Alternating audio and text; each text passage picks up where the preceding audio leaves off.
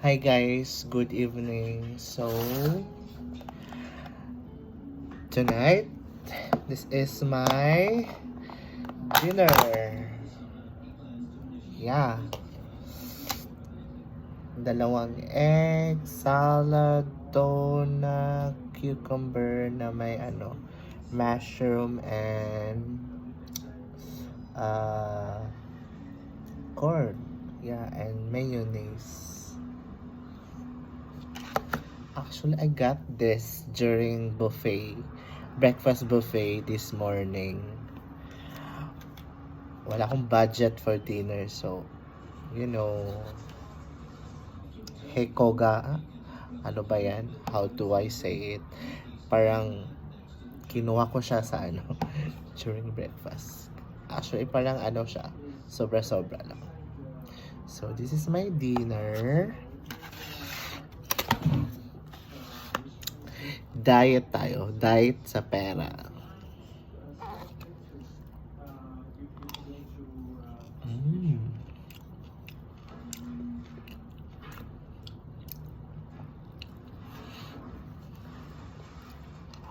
Healthy living.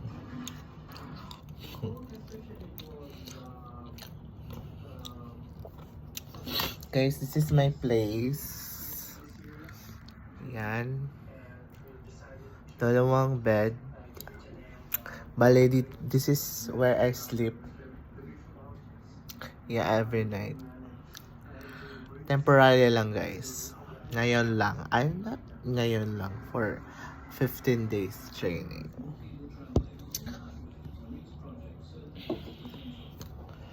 So, kain tayo, guys.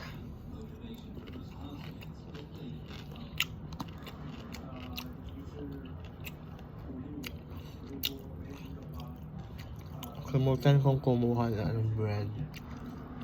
Yung parang wheat bread.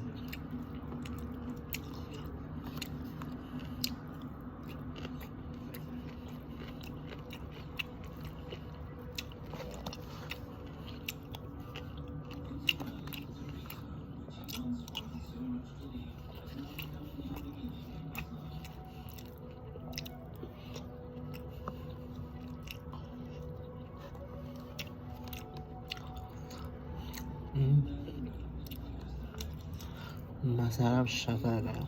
Napakasarap. Approve na approve. Diba?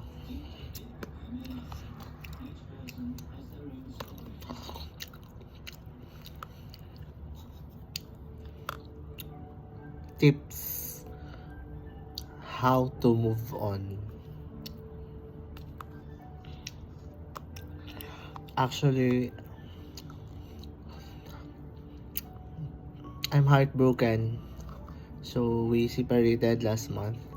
So, ngayon, masakit siya kasi 8 years. 8 years together. Pero okay lang. Iisipin ko lang na parang 8 months lang. Pero laban lang.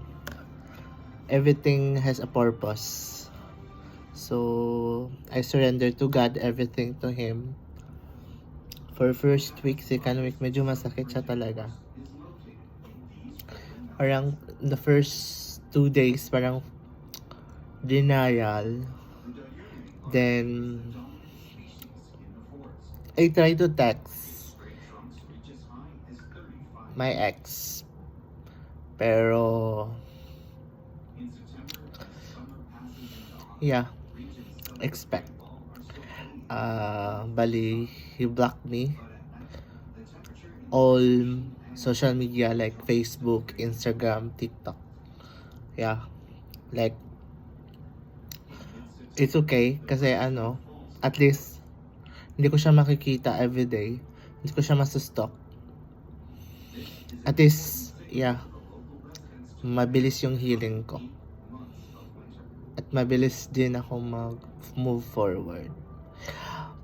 Yeah, back to my tip.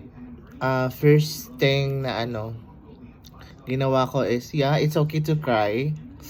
Okay lang umiyak. Like, release all your pain talaga. Yeah, may times na may gising ako ng tanghali na umiiyak. Like, walang ganang kumain. Yeah, pag ikaw lang isa, iniisip mo siya. Pero okay lang naman. Second, yeah, I delete all photos sa phone ko. Lahat ng messages, everything in my phone. Para hindi ko siya maalala everyday. Yun yung ginawa ko. Then I always talk to someone, like especially my family and friends, just to, to have a conversation. Mahirap kasi, no? And I am very expressive kasi when it comes to, like, yeah. Then I'm afraid then to stay in the house na, especially sa isang room. Yeah, meron kasi akong actually I live for 8 years in Dumaguete, but yeah, sa sa tito ko, then ako lang yung sa kwarto. So yeah, I'm afraid na matulog na ako lang isa. So I decided to go home sa bahay namin talaga. At least makakasama ko yung kapatid ko at mama ko. Then, yeah, it really helps a lot na you have family, someone to talk every night, every day during healing process. Yeah, then tapos nagawa ko is, number 1 talaga is prayer. Rosary, yeah. I always pray. I never give up praying every day, every night. Na I pray na sana ma-overcome ko lahat yung pain, struggle. Then iniisip ko naman na like mas meron pang may problema malala talaga kaysa akin. So yeah, then one time na nagpa-check up ako, sinabi ng doctor in Dumaguete na lang siya, parang hindi siya parang clinic. Sinabi niya na wag mo daw isipin. Sabi niya baka daw ako pupunta sa mental parang hospital. Yeah, so during that time parang I wake up talaga na so hindi siya talaga pwede. Then ang masakit kasi is parang meron ako nakita na video na parang yung memories nyo together is parang na-encode siya lahat sa memory mo.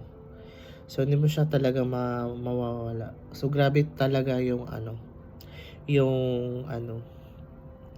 I think, I consider is parang siya, depression talaga. So, if you don't know handle your depression talaga is, magkakasakit ka talaga. Then, ang ginawa ko din is, merong someone told me na sa Facebook, one of my friends, na I really need to do something na like pwedeng ma-divert or parang hindi ko siya maalala everyday is yung walking. Yeah, walking is the best talaga. Parang at least 1 hour every day, morning or afternoon. So malaki siyang factor sa akin. Lesson ko, marami. I forgot to value myself. I forgot to value my family. Then meron naman akong meron naman akong mga kasalanan sa kanya, pero at the end of the time siya yung naganap ng iba, hindi ako. So yeah, I'm still moving forward ngayon. So I'm happy because I meet new friends. I meet yeah, I'm here somewhere like out of my kung saan ako nakatira before. So yeah, it really help a lot talaga. So yeah, I'm not yet done eating my dinner. So I'll just finish it. So thank you very much. Thank you for watching. So I just share this video to all who are watching this video, yung may mga struggles in life, especially yung mga heartbroken dyan. I'm sure, masakit siya talaga in the first place. Pero, later on, every day, embrace mo lang lahat. Embrace mo yung, you should be grateful and thankful enough lahat na, every day, meron kang purpose. And then, always, put to yourself na, you have your family always. Yeah, you're not alone. Yeah, pray talaga always. So thank you for watching. I hope this video will help you a lot. So bye bye.